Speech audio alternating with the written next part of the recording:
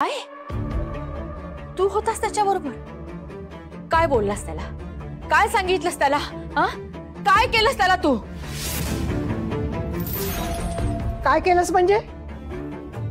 अगं संजय मामा आहे त्याचा, अंगा खांद्यावर खेळवले त्यांनी. संजय पासून त्याला अपाय होईल असं वाटलंच कसं तुला? आणि तुला काय वाटलं ग? तुला एकटीलाच त्याची काळजी आहे? आई, श्रेयसनं मला आराध्याविषयी आणि यशोधरा ताईविषयी विचारत होता.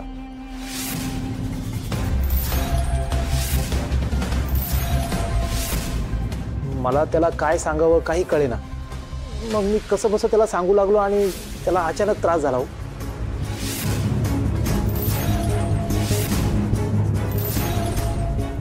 मामा, नेमकं काय सांगितलं तुम्ही? श्रावणी, कशाला विषय वाढवतेस तू? जरा शांत राहा ना जरा. संजय, डॉक्टरनी आपल्याला बजावलंय ना की श्रेयसला कुठलाही त्रास होईल, त्याच्यावर परिणाम होईल असं काही वागायचं बोलायचं नाहीये म्हणून. तरी तू त्याच्याशी बोललास आणि बोललास ते बोललास, निदान आम्हाला सांगायचं तरी. अरे शांत राहाल का तुम्ही? आता किती वेळा सांगायचं सगळ्यांना? हॉस्पिटलमध्ये असाच गोंधळ घालतात. हे घर म्हणजे हॉस्पिटलच आहे समजा. तुम्हाला जे काय मामाला ओरडायचं आहे त्यांना बाहेर घेऊन जा आणि मग ओरडा. आता प्लीज सगळे निघा.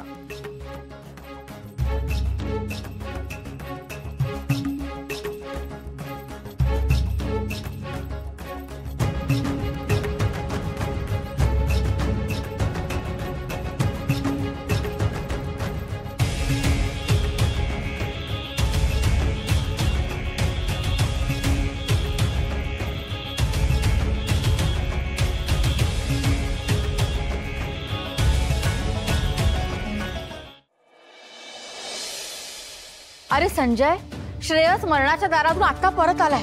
तू त्याच्या बाबतीत असा हलगर्जीपणा कसा काय करू शकतोस? मुळात तुला त्याच्या रूम मध्ये जायला सांगितलं कोणी? राहू द्यायचं ना त्याला एकट्याला. त्याला काही लागलं तर बघायला आहोत ना आम्ही. अहो ताईसाहेब, मी तुम्हाला परत परत सांगतो की श्रेयसच्या मनावर परिणाम होईल असं मी काहीही बोललो नाही हो. काय चाललंय मामा? छान आराम करत होते, त्यात काय गोंधळ घालून ठेवलाय तुम्ही? तर श्रेयसच्या तब्येतीपेक्षा हिला हिचा आराम करणं जास्त महत्वाचं वाटतंय, नाही का? पण मला एक कळत नाहीये, ह्याने काहीतरी सांगितलं असेल म्हणूनच श्रेयस ओरडायला लागला ना एकदम. नाही अगं मी तुला सांगितलं ना, संजय श्रेयसच्या बाबतीत काही चुकीचं पाऊल नाही उचलणार. तू उगीच त्याच्यावर आरोप करतेस. अगं त्याला काय बोलायचं ते बोलून दे ना, त्याला चान्स द्या ना बोलायला. काय बोलायचंय संजय? बोल, एकदा बोल. हे बघा ताईसाहेब, आई मला श्रेयस ना एकसारखं विचारत होता, मॉम कुठे आहे, आराध्या कुठे आहे. मी त्याला टाळण्याचा प्रयत्न केला पण तो काय ऐकेनास. मग मी त्याला इतकंच सांगितलं की ताई कामासाठी US ला गेल्यात आणि आराध्या ऍक्सिडेंट मधून वाचली हे सांगणारच होतो. मिरॅकल झाला असं म्हणणारच होतो. तेवढ्यात श्रेयसची ही अवस्था झाली. म्हणजे श्रेयसला यशोधरा आणि आराध्याबद्दल काहीच आठवत नाहीये? पण त्याला तर सगळं माहित आहे ना.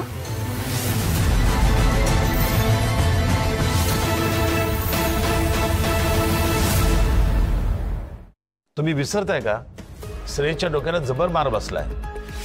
त्यामुळे असं होणार कधीतरी. याचा अर्थ असं नाही की त्याची मेमरी गेली म्हणून. हा, थोडं कन्फ्युजन आहे त्याच्या डोक्यात, म्हणजे फॉग. जसं जसं ते जाईल तसं तसं तो बरा होईल. तुम्ही काळजी करू नका.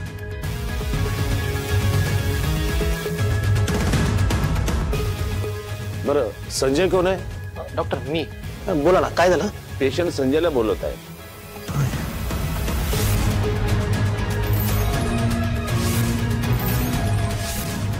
बघितलं शकुंतला, एवढं होऊन सुद्धा श्रेयस संजयलाच बोलवतोय. अगं संजय कोणतीही गोष्ट अशी करणार नाही ज्याने श्रेयसला अपाय होईल. जा बाबा जा. संजय, जा श्रेयस काय म्हणतोय बघ. संजय थांब. एक लक्षात असू दे, श्रेयसला त्रास होईल असं कुठलंही सत्य त्याला सांगायचं नाही. हो.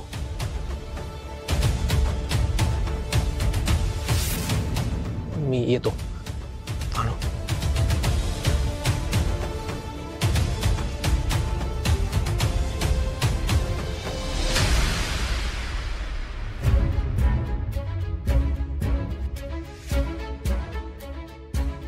श्रेयस बाळा, अरे बाळा ठीक आहे ना तू?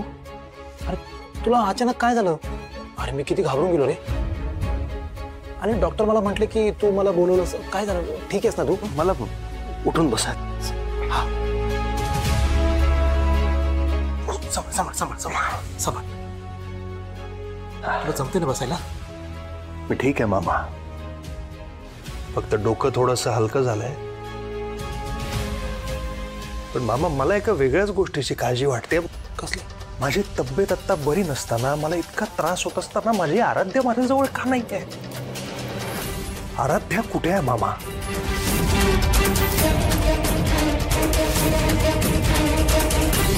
तिला बरं नाही आहे का ती रागवली आहे माझ्यावर? मला खरं सांगा मामा. त्या तारा नावाच्या मुलीला मी वाचवायला गेलो म्हणून रागवली आहे का माझ्यावर? का गेलो मी वाचवायला तिला? म्हणजे माझे काही चांगले संबंध आहेत का तिच्याशी? माझ्या फार जवळची आहे का ती? कोण आहे कोण ही तारा?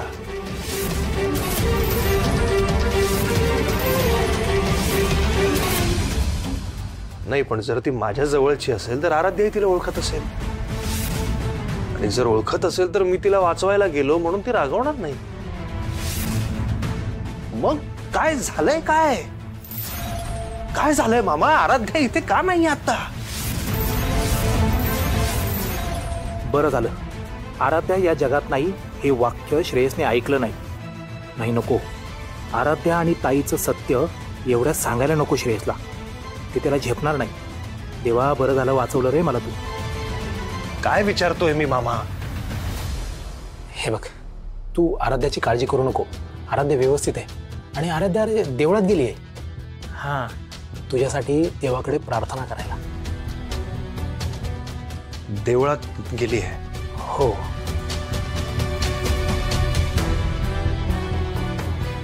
मला ना श्रेयस, अरे नाही मला बस ना. मामा मी अस्वस्थ झालो फार. मला ना काही कळेनासं झालंय. म्हणजे मला जाग आली आणि मला जाग आल्यावर माझ्या समोर मम्मा नाहीत, माझी आराध्या नाही, कोणतरी अनोळखी माणसंच आजूबाजूला वावरत आहेत. मला ना या आपल्याच घरामध्ये फरक असल्यासारखं वाटतंय.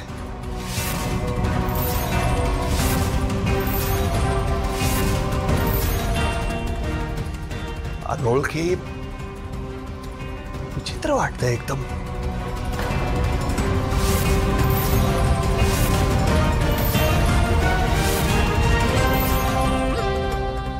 गेल्या 6 महिन्यात बरंच काही घडून गेलं ना रे मामा. मला ना कशाचा काही संदर्भ लागत नाहीये. मला काही नीटचं कळत नाहीये.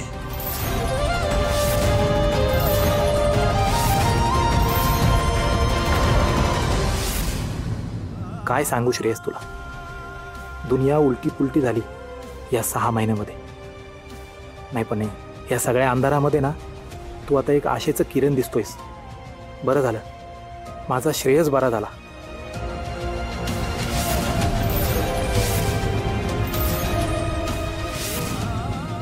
असं काय बघतोयस मामा?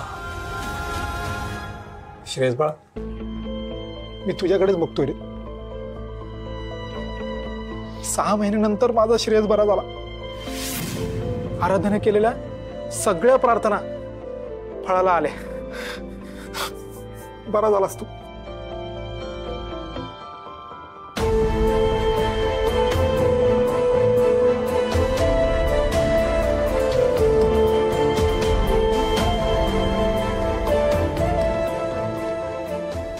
मामा,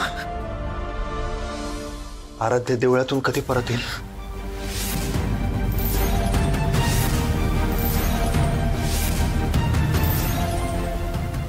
येईल, लवकरच येईल. मी कसंही करून ताराला सोडून इथे घेऊन येणारच. श्रेयस, श्रेयस, तू बरा झालास, तू बरा झालास. आता ही बातमी आहे ना, मी आपल्या सगळ्या घरच्यांना सांगतो, म्हणजे त्यांनाही खूप आनंद होईल. मी लगेच येतो, लगेच. 1 मिनिट मामा.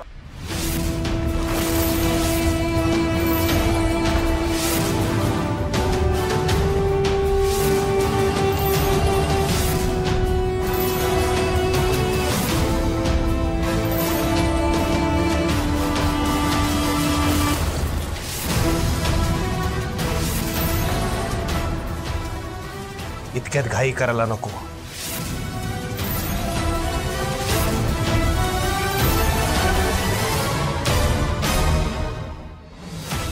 म्हणजे काय झालं मामा? आजीच्या सांगण्यावरून आणि तुमच्या सांगण्यावरून त्यावरून माझ्या हे लक्षात येते की या 6 महिन्यात बरंच काही घडून गेलंय. पण नक्की काय काय झालंय हे समजून घेण्यासाठी आणि हे जे अनोळखी लोक अवतीभोवती वावरत आहेत त्यांना पारखण्यासाठी माझं मानसिक दृष्ट्या लहान मुलासारखं असणं गरजेचं आहे.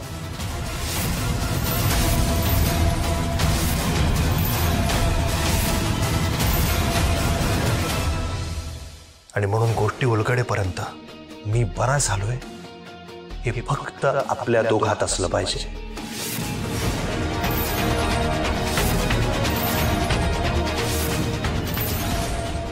ठीक आहे श्रेयस, तू म्हणशील तसं.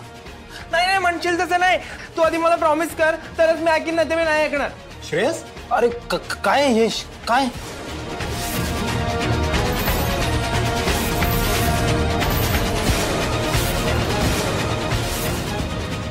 जमतंय ना?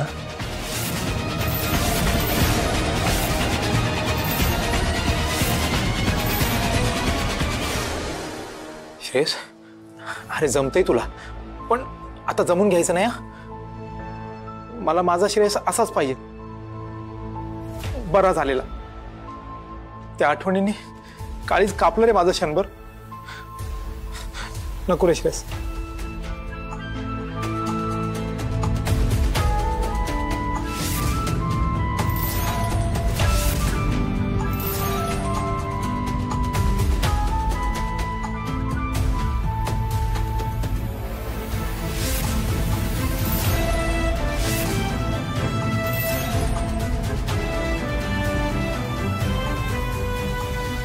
मग आता मी बरा झालोय ही गोष्ट आपल्यातच राहील.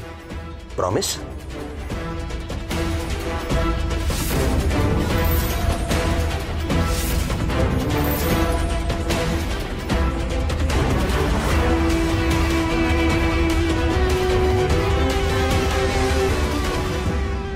प्रॉमिस.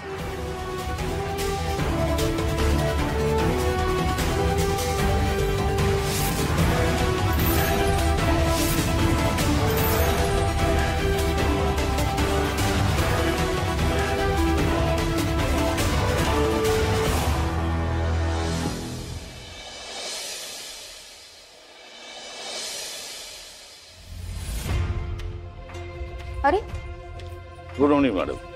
बरं झालं आलात. हा घ्या चहा. थँक्यू.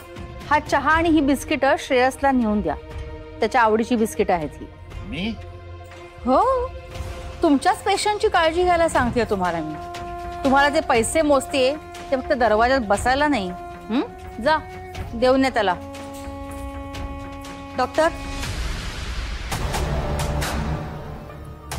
तो चहा ठेवा तिथे.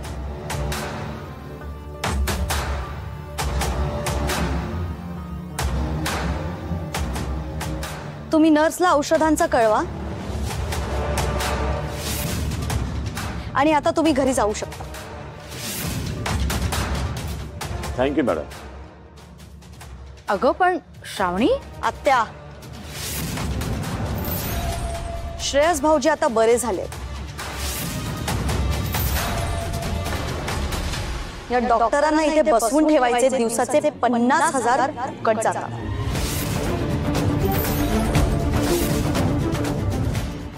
त्यामुळे आजपासून डॉक्टर घरी जातील.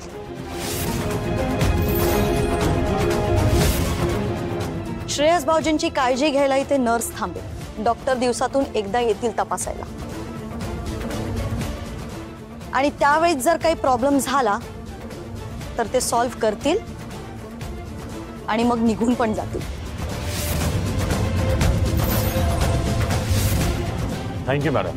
तसं मलाही एक काम होतं. घरी जाण्याची परवानगी दिल्याबद्दल धन्यवाद.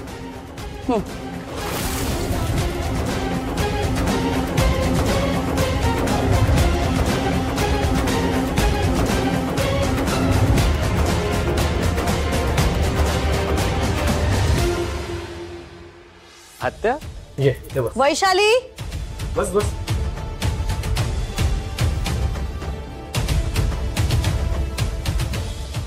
हे श्रेयस सरांच्या रूम मध्ये जाऊन त्यांना दे.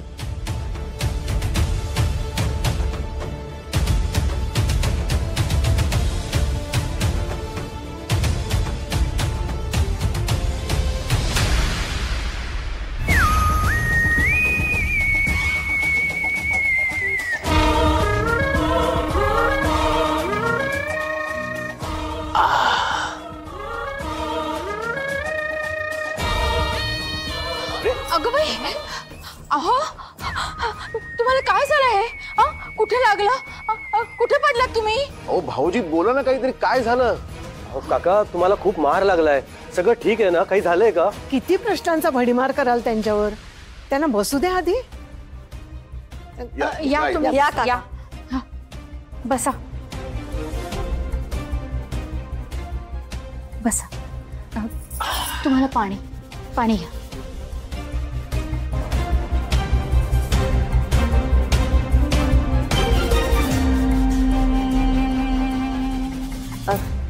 चहा पण आहे, चहा घ्या. हे घ्या.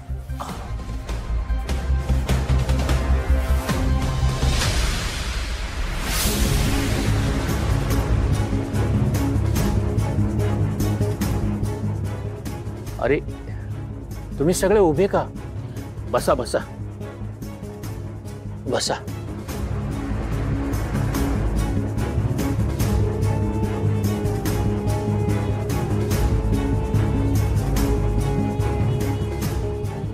खरंच गरज होती.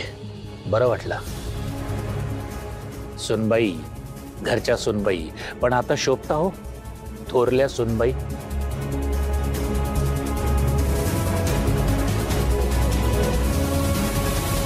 कमरेला घरच्या चाव्या आल्या सुनबाई. बघा किती दूरदृष्टीने मी तुम्हाला तो छल्ला दिला होता.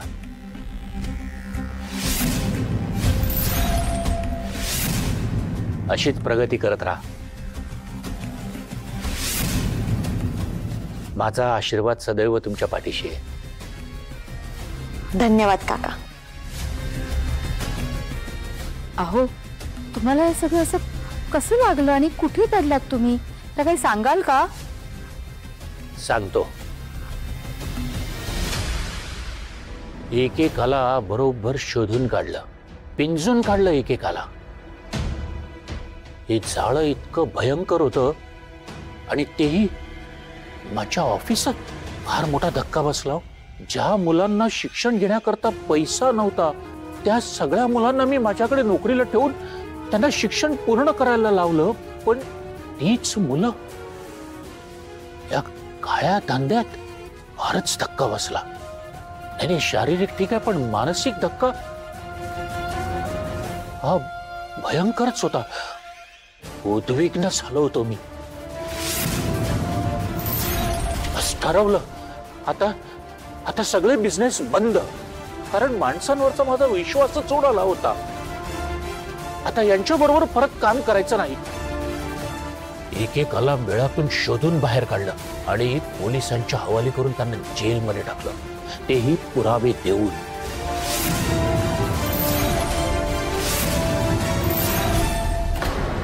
श्रावणी, तारा, आता यांना माझ्याकडून कधीच त्रास होणार नाही.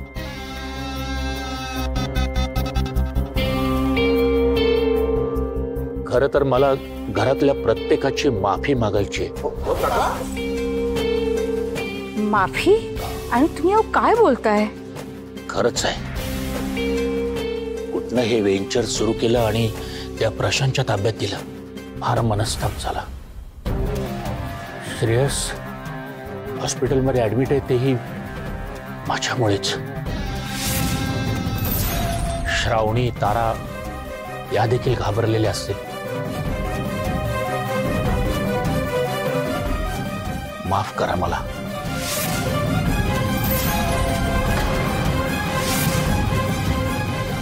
अरविंदराव, यात प्रत्यक्ष माझा सहभाग नसला तरी ही जबाबदारी माझीच आहे. माफ कराल मला?